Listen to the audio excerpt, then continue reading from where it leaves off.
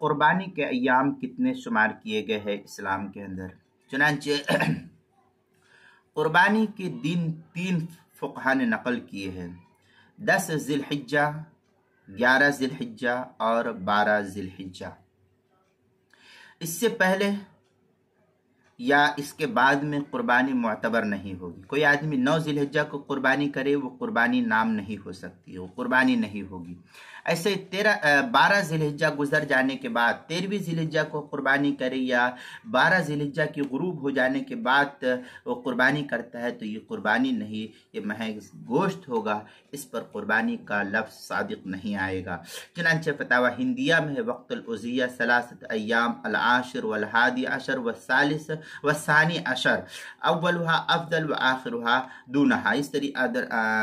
دونہا، اس طریقے کی عبارت جو ہے فتاوی ہندیہ کی 5ویں جلد صفحہ 295، بدائع الصنائع جو زکریا بگٹی پور دیوبند کا ہندی نسخہ اس کی 4تھی جلد صفحہ 198، فتاوی خانیہ اس کی 3ری جلد صفحہ 345، جواہر الفقہ 1لی جلد صفحہ 448، آپ کے مسائل اور ان کا حل 4تھی جلد صفحہ 186، مسائل قربانی و عقیقہ صفحہ 12، کتاب المسائل 2ری جلد صفحہ 294 پر اس کو نقل کیا گیا ہے۔